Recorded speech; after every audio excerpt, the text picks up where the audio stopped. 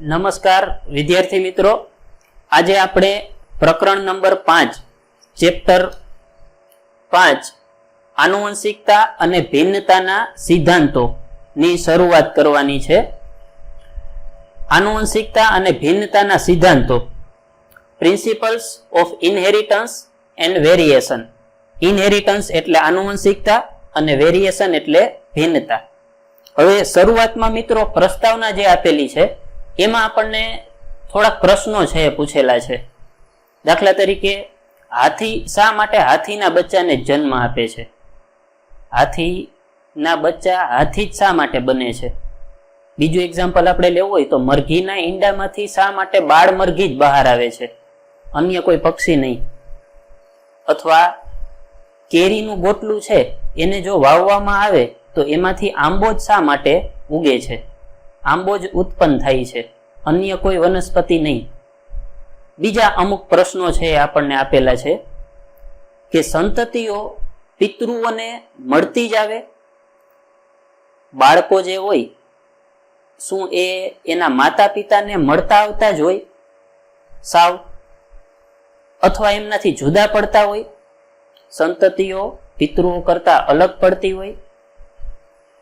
સગા ભાઈ બહેન છે એ શું એક સમાન જ હોય, અથવા જો એ થોડા ઘણા એકબીજા કરતા અલગ હોય તો શા માટે અલગ હોય? એટલે આવા બધા પ્રશ્નો છે આપણને પૂછેલા છે। હવે આવા પ્રશ્નોનો જવાબ આપણને જેમાંથી મળે એ જીવ વિજ્ઞાનની એક શાખા છે, જનીન વિદ્યા અથવા જીનેટિક્સ।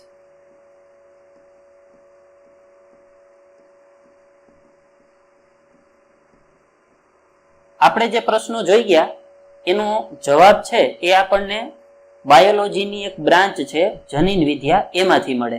હવે આ જનીન વિદ્યા શબ્દ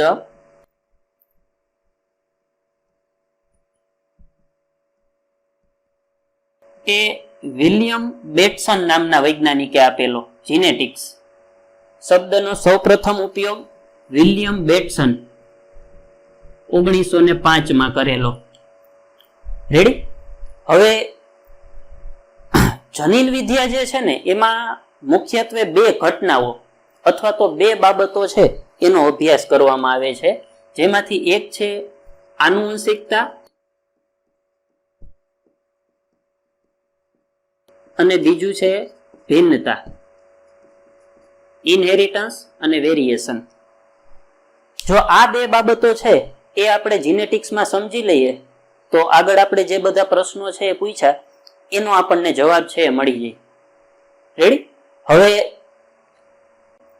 આનુવંશિકતા, આનુવંશિકતા એટલે શું એની વ્યાખ્યા આપણે આપવી હોય તો એવું કહી શકીએ આપણે કે પિતૃઓમાંથી લક્ષણોનું સંતતિઓમાં ઉતરી આવવાની ઘટના એને આનુવંશિકતા કહેવામાં આવે।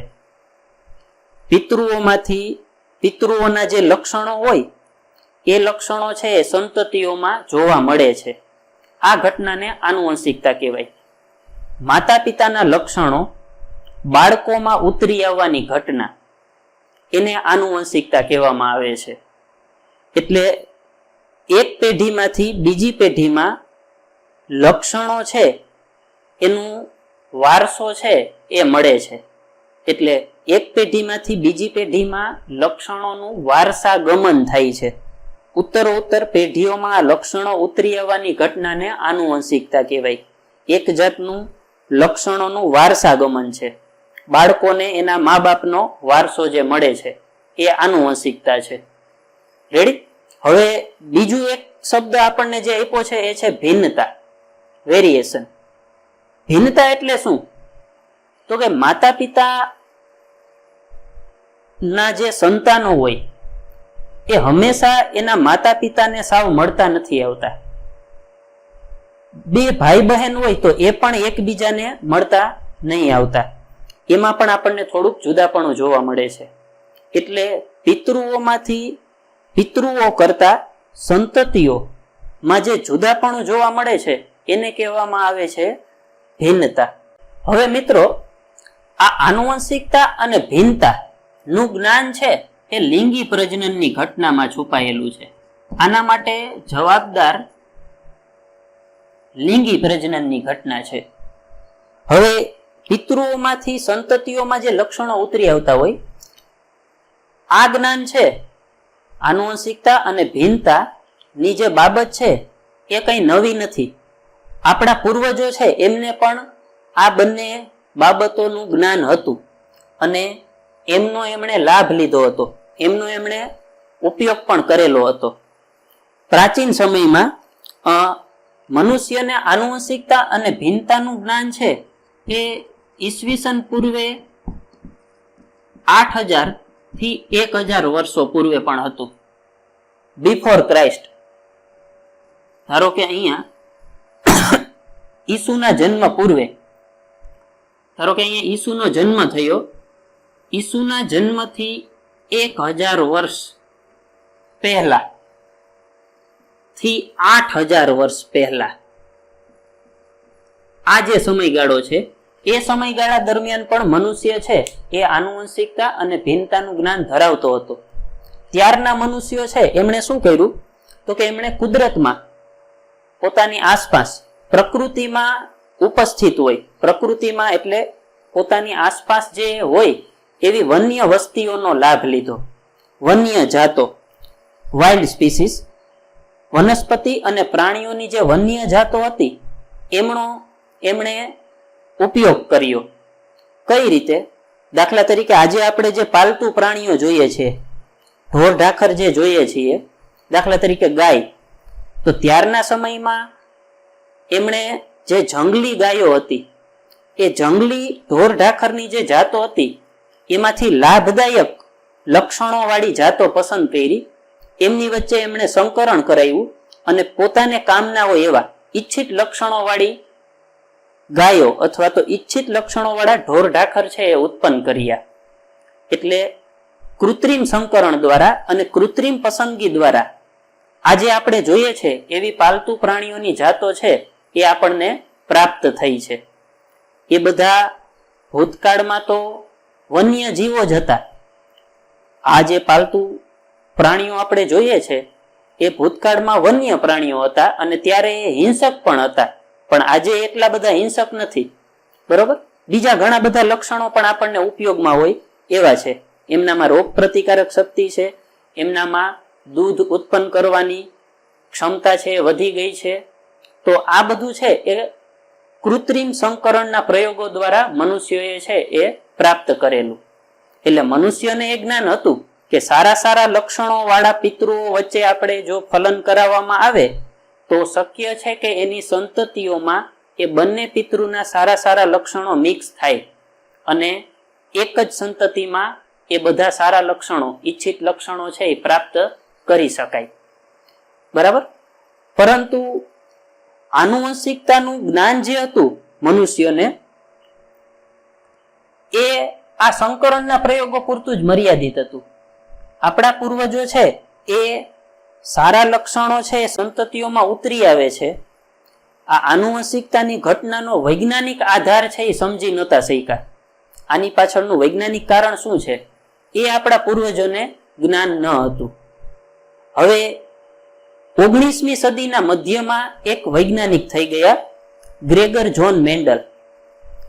19મી સદીના મધ્યમાં આ જોન મેન્ડલ નામના વૈજ્ઞાનિકે જે આનુવંશિકતા ઉપર કાર્ય કર્યું, ત્યાર પછી આ આનુવંશિકતાના ક્ષેત્રે વધારે પ્રગતિ છે એ થઈ શકી. પહેલા આપણે મેન્ડલનો જે વૈજ્ઞાનિક ફાળો છે એ જોઈ લઈએ. ગ્રેગર જોન મેન્ડલ નો જન્મ 1822માં થયો હતો અને મૃત્યુ 1884માં. 1822માં એમનો જન્મ થયેલો અને 1884માં એમનું મૃત્યુ થયું. મેન્ડલે આનુવંશિકતા ઉપર ઘણું કાર્ય કર્યું. મેન્ડલના આનુવંશિકતા ઉપરના અગત્યના કાર્યને કારણે પછી આ ગ્રેગર જોન મેન્ડલ છે એમને જનીન વિદ્યાના પિતા તરીકે ઓળખવામાં આવ્યા. મેન્ડલને ફાધર ઓફ જીનેટિક્સ, જનીન વિદ્યાના પિતા તરીકે ઓળખવામાં આવે છે. એટલે આનુવંશિકતા અને ભિન્નતા ના જ્ઞાનમાં એમનો ખૂબ મહત્વનો ફાળો છે. મિત્રો, ગ્રેગર જોન મેન્ડલ નો જન્મ છે એ ઓસ્ટ્રિયામાં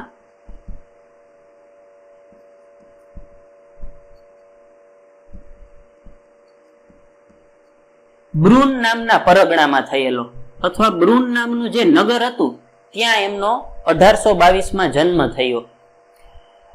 ઓસ્ટ્રિયા છે એ પોલેન્ડ અને જર્મની નો પડોશી દેશ છે, એક યુરોપિયન કન્ટ્રી છે. ત્યારના ઓસ્ટ્રિયામાં બ્રુન નામનું જે નગર હતું ત્યાં ગ્રેગર જોન મેન્ડલનો જન્મ થયેલો. હાલમાં આ બ્રુન સિટી જે છે એનો સમાવેશ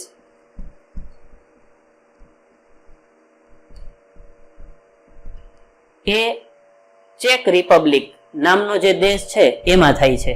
હાલમાં આ સિટી ચેક રિપબ્લિક નામનો જે કન્ટ્રી છે એમાં આવેલું છે. હવે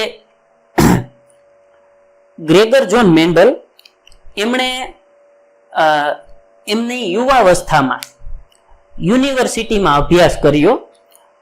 યુવાવસ્થામાં યુનિવર્સિટીમાં એમણે ફિલોસોફી એટલે તત્વજ્ઞાન અને ફિઝિક્સ ભૌતિક શાસ્ત્ર નો અભ્યાસ કરેલો. લગભગ 1840 થી 1843માં એઓ યુનિવર્સિટીમાં આ બંને વિષયોના અભ્યાસ અર્થે ગયા. અભ્યાસ પૂર્ણ કરી લગભગ 1850માં એમણે ફિઝિક્સના હાઈસ્કૂલના ટીચર બનવા માટેની એક્ઝામ આપેલી, જેમાં મૌખિક કસોટીમાં એ ફેલ થયેલા. ત્યાર પછી 1853માં ફરી વખત એમણે ફિઝિક્સના સર્ટિફાઈડ ટીચર યોગ્ય શિક્ષક બનવા માટેની એક્ઝામ આપેલી. ફરી વખત એમને નિષ્ફળતા મળેલી. ત્યાર પછી એઓ બ્રુન જે સિટી હતું એ બ્રુન સિટીમાં જ એક ચર્ચ હતું,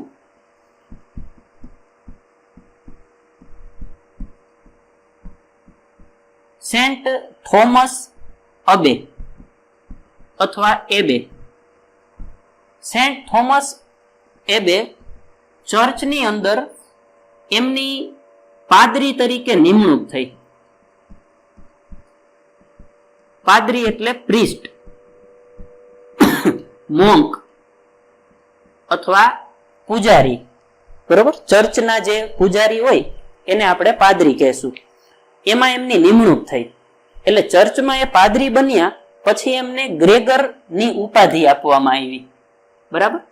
એમનું નામ હતું જોન મેન્ડલ, પણ પાદરી તરીકે એમની નિમણૂક થઈ આ ચર્ચની અંદર, એટલે એમને એક પદવી આપવામાં આવેલી પૂજારી તરીકેની.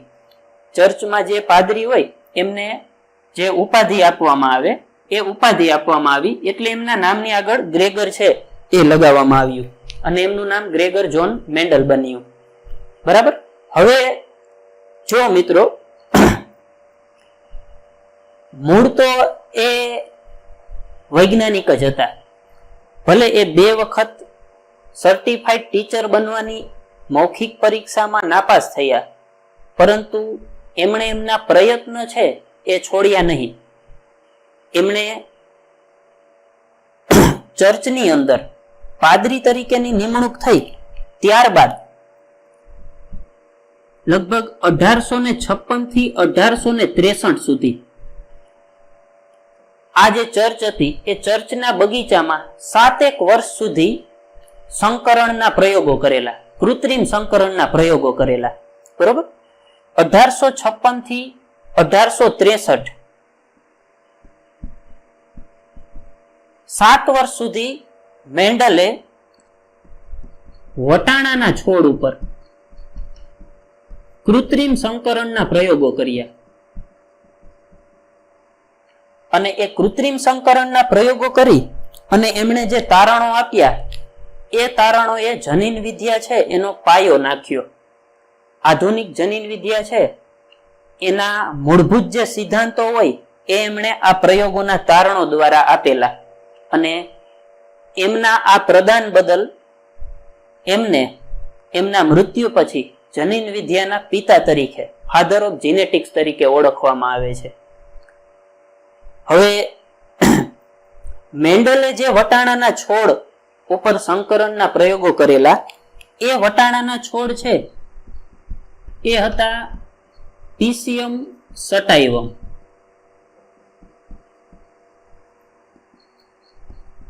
અથવા પીસમ સટાઇવમ.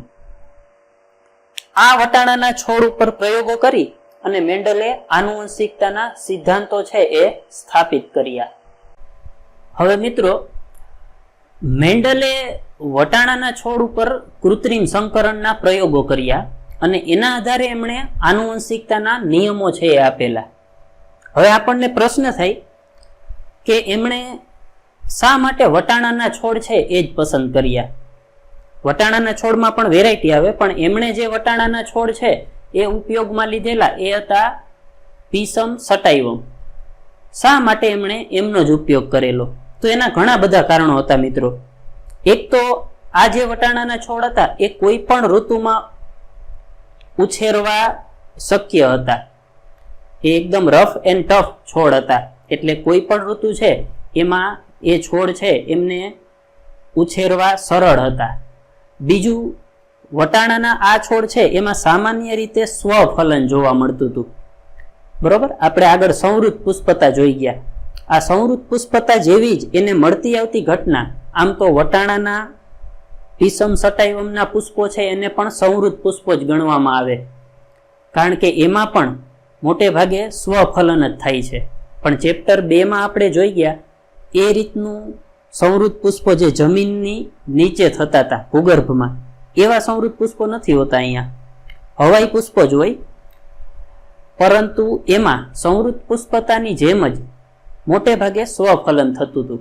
એટલે બહારની પરાગરજ આવે અને એ બહારના લક્ષણો છે એ ઉમેરાય એ છોડમાં, એવું શક્ય નહોતું. એટલે વટાણાના છોડમાં સ્વફલન જ જોવા મળતું હતું. બીજું, એમાં પરફલન છે એ કરાવવું પણ શક્ય હતું. પરફલન છે એ એમાં થઈ શકે એમ હતું કૃત્રિમ રીતે. એક ખાસ જે કારણ હતું એ હતું કે આ વટાણાની જાત છે એમાં ઘણા બધા વિરોધાભાસી લક્ષણો છે એ જોવા મળતા હતા. મેન્ડલે આ છોડ છે એની જુદી જુદી વેરાયટીઓનું જ્યારે અવલોકન કરેલું તો એમને ખ્યાલ આવ્યો કે લગભગ 7 લક્ષણોમાં આ છોડની અંદર વિરોધાભાસી દેખાવ છે એ જોવા મળતા હતા. કયા કયા લક્ષણો હતા એ? તો એક એમાં આપણે લક્ષણ લઈ શકીએ, બીજનો આકાર હતો. બીજું લક્ષણ બીજનો રંગ.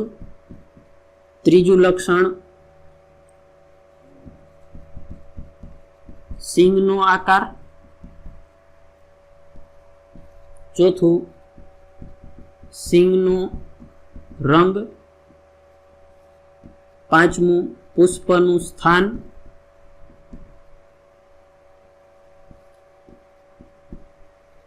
પુષ્પનો રંગ અને છેલ્લું પ્રકાંડની ઊંચાઈ. આ 7 લક્ષણો, બરોબર, આને આપણે લક્ષણો કહેશું. આ લક્ષણોમાં વિરોધાભાસી અભિવ્યક્તિ અથવા વિરોધાભાસી દેખાવ છે એ જોવા મળતો હતો. દાખલા તરીકે બીજનો આકાર, તો વટાણામાં 2 જાતના બીજ છે જોવા મળતા હતા છોડમાં. ગોળ બીજ ધરાવતા છોડ પણ હતા અને ખરબચડા બીજ ધરાવતા છોડ પણ હતા.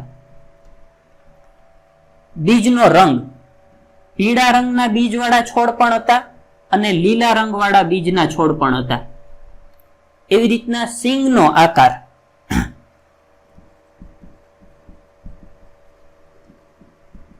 તો ફૂલેલી અને સંકુચિત સિંગવાળા અલગ અલગ છોડ હતા.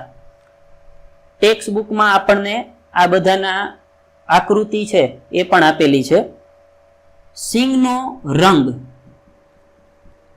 લીલો રંગ ધરાવતી સિંગો પણ હતી, આવા છોડ પણ હતા, અને પીળો રંગ ધરાવતી સિંગો વાળા છોડ છે એ પણ હતા. પુષ્પનું સ્થાન,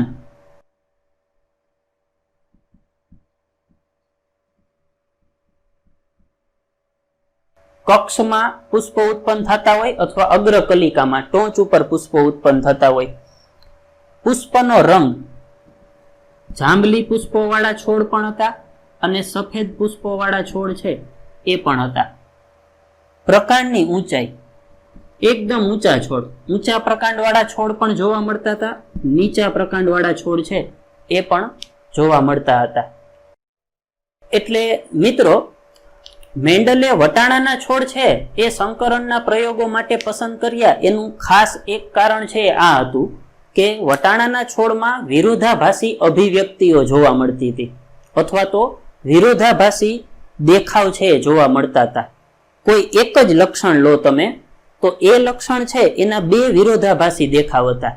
દાખલા તરીકે આપણે પુષ્પનો રંગ લઈએ તો વટાણાના છોડમાં બે વેરાયટી જોવા મળતી હતી. જાંબલી પુષ્પવાળા છોડ પણ હતા અને સફેદ પુષ્પવાળા છોડ પણ હતા. આનો ફાયદો શું થાય તો કે જ્યારે આપણે સંકરણ કરીએ ત્યારે પિતૃઓમાંથી સંતતિમાં લક્ષણો કઈ રીતના ઉતરી આવે છે એ સમજવા માટે અવલોકન કરવું સરળ બને. કઈ રીતે તો કે જાંબલી પુષ્પો અને સફેદ પુષ્પો ની વચ્ચે આપણે કૃત્રિમ સંકરણ કરાવીએ, એને પિતૃઓ ગણીએ, પછી જે છોડ ઉત્પન્ન થાય સંતતિ, તો એ સંતતિ વાળો છોડ જે છે એમાં હવે કેવા પુષ્પો આવ્યા એનું આપણે સરળતાથી અવલોકન કરી શકીએ. દાખલા તરીકે એમાં જાંબલી રંગના પુષ્પો ઉત્પન્ન થયા તો આપણે કહી શકીએ કે બે જે પિતૃઓ હતા એમાંથી જાંબલી પુષ્પો વાળા જે પિતૃઓ હતા એ લક્ષણ છે એ સંતતિઓમાં આવ્યું છે. જો સંતતિમાં સફેદ પુષ્પો ઉત્પન્ન થાય તો આપણે એવું કહી શકીએ કે સફેદ પિતૃઓ જે હતા સફેદ પુષ્પો વાળા એ લક્ષણ છે એ વારસામાં ઉતરી આવેલું છે. એટલે આમ લક્ષણોનું વારસાગમન જે થાય એ ઘટનાનો અભ્યાસ કરવો સરળ બને જો બે વિરોધાભાસી દેખાવ છે એ હોય તો.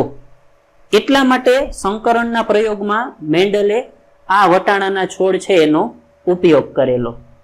હવે જો અહીંયા લક્ષણ 7 છે મિત્રો. દરેક લક્ષણ ને બે વિરોધાભાસી અભિવ્યક્તિ છે, બે વિરોધાભાસી દેખાવ છે. લક્ષણ એક જ, દાખલા તરીકે બીજનો આકાર, તો ઓપ્શન 2 છે. આવા છોડ પણ હોય ગોળ બીજ ધરાવતા, અને ખરબચડા બીજ ધરાવતા છોડ છે એ પણ જોવા મળી શકે. રેડી? એટલે એક જ લક્ષણના બે ઓપ્શન હતા અથવા તો બે વિરોધાભાસી દેખાવ હતા. એટલે આવા દેખાવો વચ્ચે સંકરણ કરાવી અને આપણે સંતતિ છે એ કેવી ઉત્પન્ન થાય એ અવલોકન કરવું સરળ બને. હવે વિરોધાભાસી અભિવ્યક્તિ એટલે ગોળ બીજ ધરાવતો છોડ પણ હોય વટાણામાં અને ખરબચડા બીજ ધરાવતો છોડ પણ હોય, તો એ બંને અલગ અલગ છોડ થયા. એક જ લક્ષણના બે અલગ અલગ અભિવ્યક્તિ ધરાવતા છોડ. બરોબર, લક્ષણ એક જ છે પણ છોડ તો બે થયા. એટલે આમ 7 આવા દેખાવ વાળા છોડ, આવી અભિવ્યક્તિ વાળા છોડ અને 7 આવી અભિવ્યક્તિઓ વાળા છોડ, કુલ કેટલા છોડ થાય? 14. એટલે મેન્ડલે આવા 14 લક્ષણોની બાબતમાં વિવિધતા ધરાવતા હોય એવા 14 અલગ અલગ જાતના છોડ છે એનો ઉપયોગ કરેલો સંકરણના પ્રયોગોમાં, અને એના આધારે પછી એમણે આ આનુવંશિકતાના નિયમો છે એ આપેલા. હવે આપણે સૌ પ્રથમ જે પ્રયોગ જોવાનો છે એને એક જનીનનું વારસાગમન કહેવામાં આવે અથવા તો એક સંકરણનો પ્રયોગ કહેવામાં આવે. કોઈ એક જ લક્ષણ, આ 7 લક્ષણો છે એમાંથી તમે કોઈ એક લક્ષણ લઈ લો. કોઈ એક જ લક્ષણને ધ્યાનમાં રાખી અને કરવામાં આવતા સંકરણના પ્રયોગને એક સંકરણનો પ્રયોગ કહેવામાં આવે છે. એમાં કોઈ એક જ લક્ષણ કઈ રીતે વારસામાં ઉતરી આવે છે એનું અવલોકન કરવાનું હોય છે. એટલે હવે આપણે એ એક જનીનનું વારસાગમન અથવા એક સંકરણનો પ્રયોગ છે એનો અભ્યાસ કરીશું.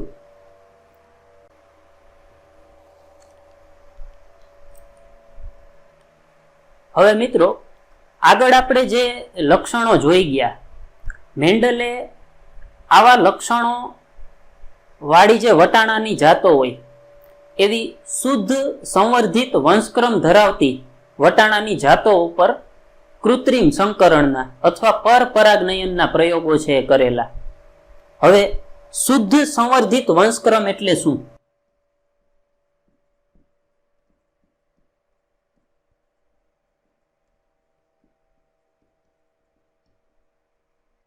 તો મેન્ડલે વટાણાના છોડ ઉપર સંકરણના પ્રયોગો કરાવવા પિતૃઓ તરીકે જે છોડ લીધા ને એ છોડ છે એનું એને અવલોકન કરેલું કે ઘણી બધી પેઢીઓ સુધી સતત એમાં સ્વપરાગનયન જ થયું હોય, પરપરાગનયન ન થયું હોય.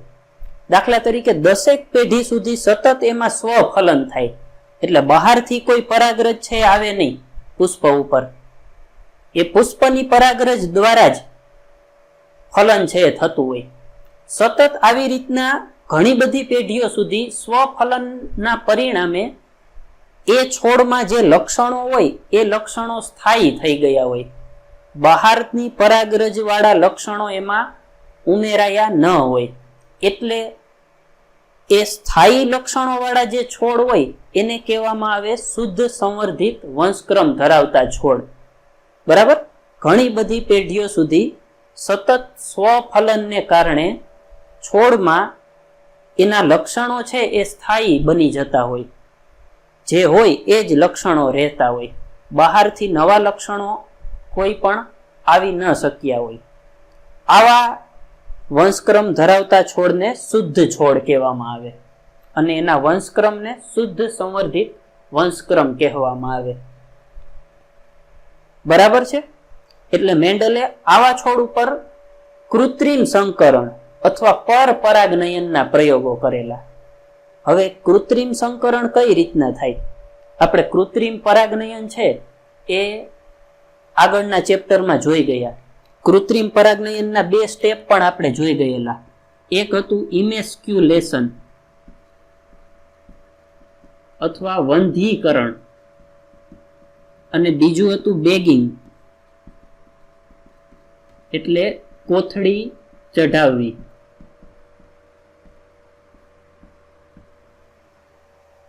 હવે આપણને ખ્યાલ છે કે 2 અલગ અલગ છોડ વચ્ચે કૃત્રિમ પરાગનયન કરાવવું હોય તો શું કરાય? દાખલા તરીકે અહીંયા આપણે આ જાંબલી પુષ્પો વાળો વટાણાનો છોડ લઈ લઈએ અને આ સફેદ પુષ્પો વાળો વટાણાનો છોડ લઈ લઈએ. આમની વચ્ચે આપણે કૃત્રિમ પરાગનયન કરાવવું હોય તો સૌપ્રથમ આપણે આ સ્ટેપ કરવું પડે. દાખલા તરીકે મેન્ડલે અહીંયા શું કરેલું તો કે એમણે જાંબલી પુષ્પો જે હોય, જાંબલી પુષ્પો વાળા વટાણાના છોડ ઉપર જ્યારે પુષ્પો હજી કલિકા અવસ્થામાં જ હોય ત્યારે એ પુષ્પના પુંકેસરો જે હજુ પરિપક્વ ન થયા હોય એમને એમણે દૂર કરી દીધા. એટલે હવે પુંકેસરો જ નથી તો સ્વફલન થવાના કોઈ ચાન્સ નથી અહીંયા. એટલે પુંકેસરોની ગેરહાજરીમાં સ્વફલનની કોઈ તક નથી અહીંયા. હવે આને આપણે બીજું સ્ટેપ બેગિંગ કોથળી ચઢાવી, મીણીઓ કાગળ અથવા બટર પેપર વડે આપણે એને ઢાંકી દઈએ એટલે બહારથી કોઈ બીજી પરાગરજ છે એ સ્ત્રી કેસર ઉપર આવવાની શક્યતા પણ નથી. હવે જ્યારે આ પુષ્પ પરિપક્વ થાય ત્યારે આપણે ઈચ્છિત લક્ષણો ધરાવતા છોડમાંથી પરાગરજ છે એ લઈ લઈએ. દાખલા તરીકે અહીંના જે પુંકેસરો છે આ પુંકેસરોમાંથી પરાગરજ છે એ લઈ લઈએ અને આ કોથળી છે એ દૂર કરી દઈએ અને આ પરાગરજ છે એનો આપણે આ વટાણાના સ્ત્રી કેસર ઉપર પરાગાસન ઉપર છંટકાવ કરીએ. એટલે આપણે જે છોડ પસંદ કર્યો છે એ છોડની પરાગરજ દ્વારા જ અહીંયા ફલન થશે. પરાગરજનો છંટકાવ કરી દઈએ પછી વળી પાછા આપણે એને કોથળી ચઢાવી દઈએ. તો હવે આમાં આ છોડ છે એના અંડકોષ માદાજન્યુ અને આ છોડ છે એની પરાગરજ ના નરજન્યુ. એટલે આ બંને છોડ છે એની વચ્ચે જ સંકરણ થશે. આ કૃત્રિમ પરાગનયન થયું. મેન્ડલે આવું કરેલું. હવે આ પરાગનયનના પરિણામે પછી આ જગ્યાએ ફલન થાય એટલે બીજાશયનું ફળમાં રૂપાંતર થાય. બીજાશયનું ફળમાં રૂપાંતર થાય એટલે વટાણાની સિંગ બને અને બીજાશયમાં જેટલા અંડકો હોય એટલા બીજ બને વટાણાના. આ જે સિંગો ઉત્પન્ન થાય આ છોડ ઉપર એને મેન્ડલે કલેક્ટ કરેલી, એને એકઠી કરેલી અને પછી એ સિંગના જે વટાણા છે બધા એમને વાવેલા. એ વટાણાના છોડ જે થાય એમાં પછી કેવા પુષ્પો આવે એનું મેન્ડલે અવલોકન કરેલું. તો હવે આ બંને છોડ જે છે એને આપણે કહેશું પિતૃ પેઢી, પેરેન્ટ્સ. અને એમાંથી જે નવા છોડ ઉત્પન્ન થાય પછી આ એની સંતતિ થશે. બરોબર? આને આપણે કહેશું સંતતિ પેઢી. અને પિતૃઓમાંથી આ પહેલી પેઢી છે એટલે આને આપણે કહેશું પ્રથમ સંતાન પેઢી અથવા પ્રથમ સંતતિ પેઢી, ફિલિયલ વન પ્રોજેની. એટલે આ તમને આઈડિયા આવે મિત્રો કે કઈ રીતના કૃત્રિમ પરાગનયન થઈ અને મેન્ડલે સંકરણના પ્રયોગો કરેલા. બરાબર? એટલા માટે આપણે આ એક્ઝામ્પલ છે એ જોયું.